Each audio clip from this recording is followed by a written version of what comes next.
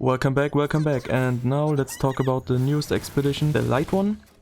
As you already know, this new one is so annoyingly bad designed. Holy shit. As you know, you don't have passives, you cannot buff others, like teammates, you cannot heal them, you cannot push them, but they have like a lifesteal buff that they heal depending on damage, basically like having lifesteal set just as a buff, which is the only way of you healing yourself besides them having something to heal themselves anyway.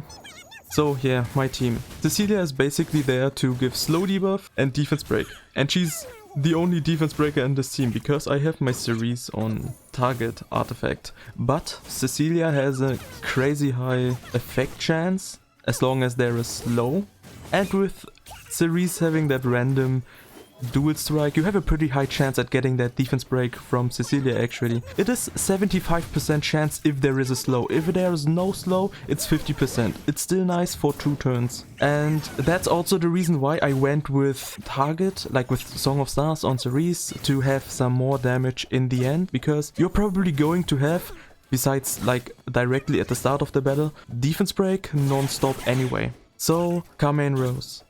Many of you have seen that Carmainrose is actually picked pretty often. That is actually because she, well, basically gives herself effectiveness thanks to her skill tree, so she doesn't need as much. She gives herself like an effectiveness buff. She buffs herself attack and defense. She does a lot of damage. She debuffs the enemy with slow, which is pretty good.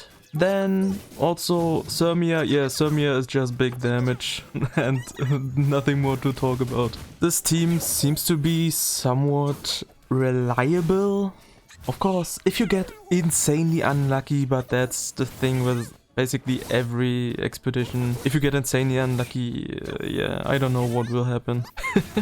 But since you have basically slow non-stop, which is why I prefer Cerise instead of Iseria. You could use Iseria instead of Cerise because then you have that defense break, target and anti-buff on her first turn. But I prefer having non-stop slow debuff, which is like I have 3 slow debuffer with each 100% chance to activate it. Yeah, since target also comes from Cerise and the defense break, yeah, I told you about it. Of course, other DPS units also work, like you could use probably Luna, but you should pay attention on Luna. You are having that reduced crit rate because her passive is not getting activated, so don't forget that. You could use Ram, you could, like the green one, you could use Helga. There are basically a lot of options, but I would say that Carmainrose is actually the best seconded spot there, just because she has so much utility, besides even having a lot of damage. So yeah. So let's take a look at my units. First you see my Cermia.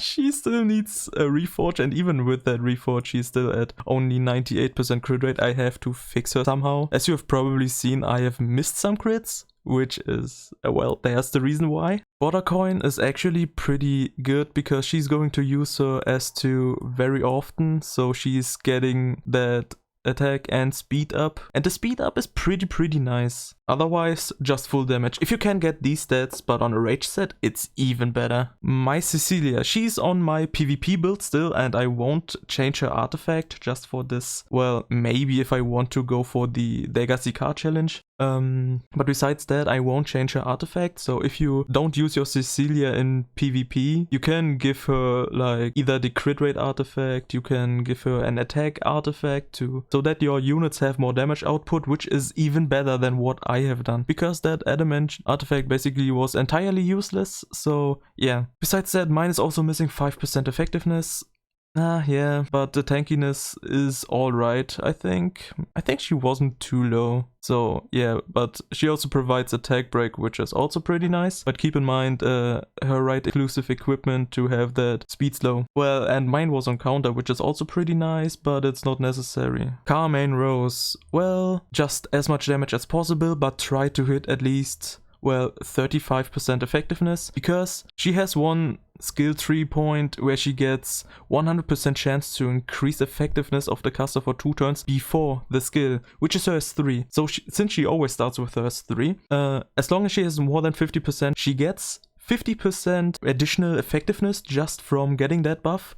And well, you have it for her second turn anyway, because she always uses that combination S3 and then S2. So you always have, with 35 effectiveness basically, you have 85 effectiveness for both of these skills to get the strip from her S3 and anti-debuff, and the slow from her S2. As you see also why she missed so many crits, she is also missing a lot of reforges.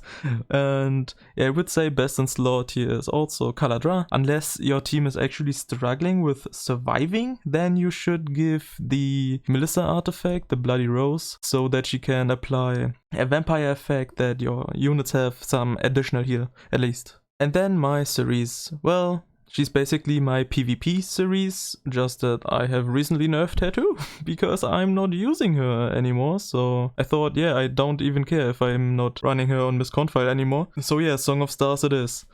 Yeah, just give her a little bit of tankiness so that she doesn't suffer too much damage, because mine is not on damage, so she won't heal much. But like that, it's actually fine enough for her to stay alive. Also, she should have 3 more effectiveness, but yeah, unfortunate things happened. So yeah, hope you guys enjoyed it, and well, maybe you got some idea out of it, maybe you don't. But anyways, hope you enjoyed it, and see ya!